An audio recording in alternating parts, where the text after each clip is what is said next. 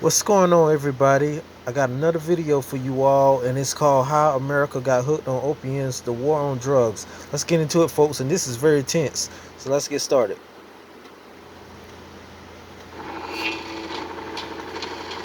58,000 Americans were killed in the Vietnam War. In 2018 alone, over 67,000 were killed by drug overdoses. In 2017, it was over 70,000. In 2016, over 63,000. The war on drugs is a Vietnam War every year. Most of these staggering numbers have been driven by what's become known as the North American opioid crisis. Narrowed it down to literally 2 overdoses a month. At the rate I'm doing, I may not see 32. But how did we get here? How did a toxic mix of the war on drugs and a profit-driven medical system get us to a place where overdoses now kill more Americans than gunshots or road accidents?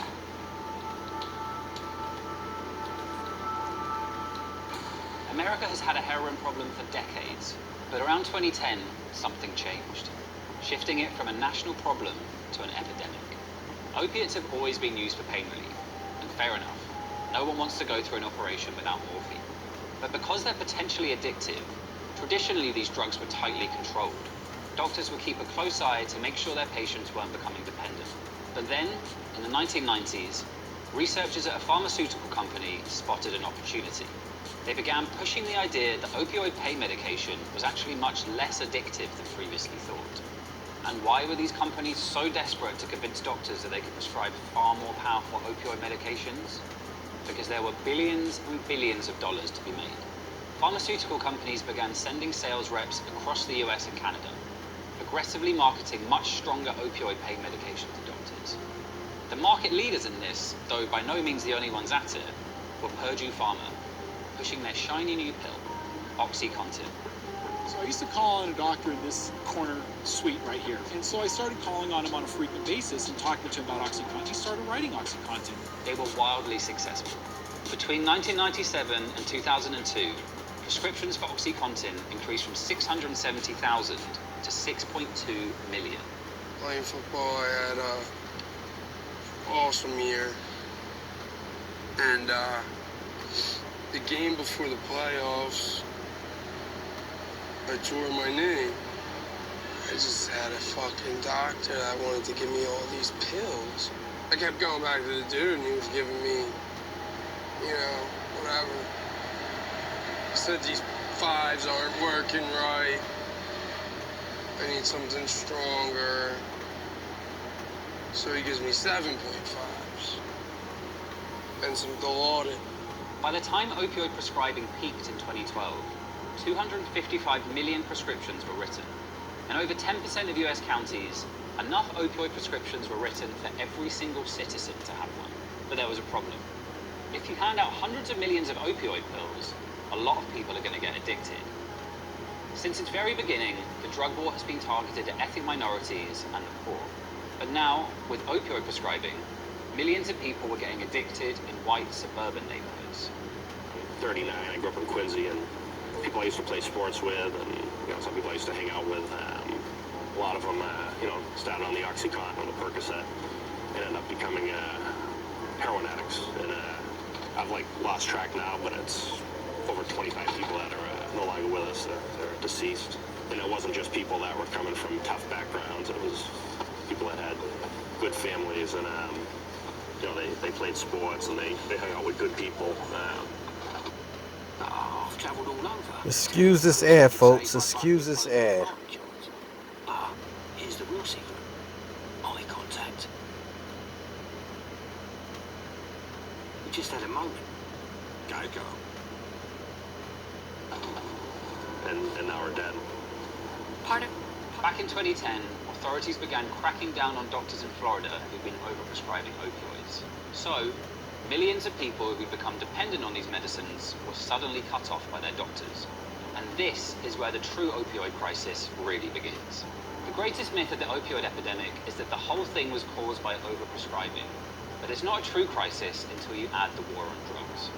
Those addicted patients didn't just stop needing the drugs because their prescriptions ran out. So millions of them turned to the black market and started buying heroin. Inevitably, some of those users started dying. This is the point on the graph where heroin deaths begin to climb.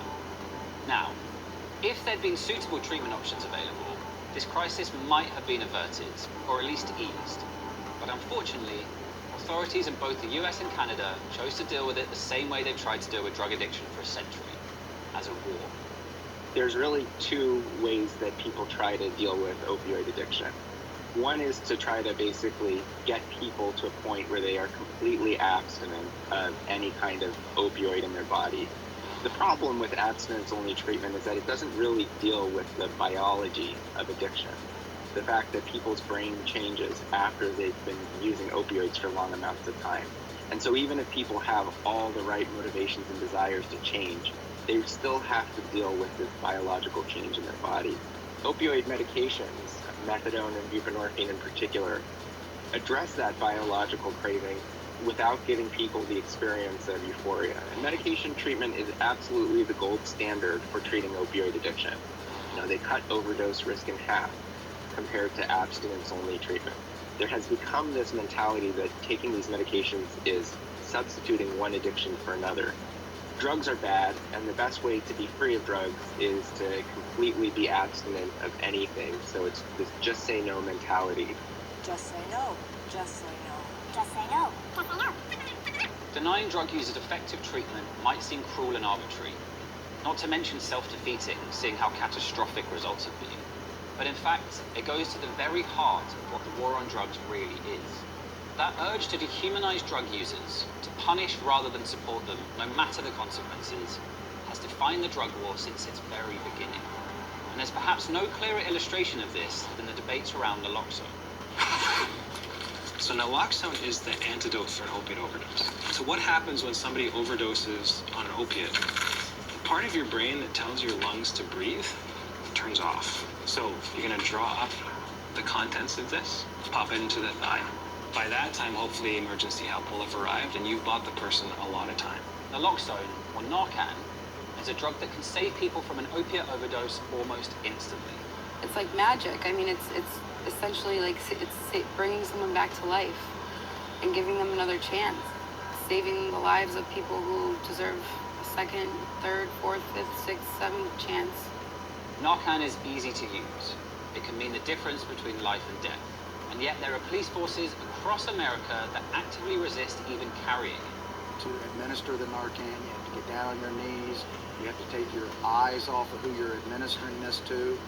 And these people, for the most part, don't like the police. I wanted the word to get out that you don't want to come to Middletown to have an overdose because we might not respond. That was Sheriff Richard Jones and Councilman Dan Pickard from Butler County, Ohio. In 2017, when they made those statements, overdoses killed more people in Butler County than all other causes combined. I'd be dead if it wasn't for Narcan. When I relapsed, I OD'd like the third time I got high. And I almost didn't make it. I don't want to live like this. This is terrible. What it does is it saves lives, and that's sort of the bottom line, you know. People are gonna relapse and get high and maybe need it more than once. It's a part of recovery, it's a part of addiction, people going back out there. If there wasn't Narcan available, I wouldn't be here. And not only, like, would I not be here, but my mother would be without a son. We've seen how pharma companies made billions getting people hooked on opioids. And we've seen how millions of people were driven from oxy onto heroin. But in fact, the true horror of the opioid crisis had not yet even begun. Enter fentanyl. Most people working in addiction were expecting that heroin would make a comeback when OxyContin went away. And that's the worst that I think most of us saw coming. We didn't expect fentanyl to come. Fentanyl is a synthetic opioid around 50 times stronger than heroin. 2 milligrams can be fatal. From around 2014, this nightmare drug began flooding into the US and Canada as dealers saw an incredibly cheap and easy way to cut their heroin supply. When we say that fentanyl is 100 times as toxic as morphine, what we're saying is that a pound of fentanyl is the same as 100 pounds of morphine, or about 50 pounds of heroin. So if you're a drug trafficker, you can move 1 million doses of fentanyl in a shoebox. It's fentanyl and other ultra-powerful synthetic opioids that have triggered the astronomical spike in overdose deaths across North America. From 2015 to 2017, we've tripled our fentanyl seizures across the country. In 2017, in New York City alone, the DEA seized 193 kilos of fentanyl. That's enough to kill the city's entire population 11 times over. And it just gets scarier. The explosion of fentanyl has been followed by an influx of carfentanil, which is 100 times stronger. In that 1 gram, that's actually 50,000 fatal overdoses. 50,000. That's a city. So where does that leave us? The data hasn't yet come in, but early reports are that the COVID-19 pandemic has made the opioid crisis even worse. Overdose deaths are expected to break 70,000 this year. Purdue Pharma is being sued by over 2,000 American cities, counties, and Native American territories for its part in creating the crisis. Purdue have reportedly offered to settle those cases, and in 2019 they filed for Chapter 11 bankruptcy. But that's a small consolation for the victims of this battle in the war on drugs. Every 15 minutes, a baby is born in America addicted to opioids.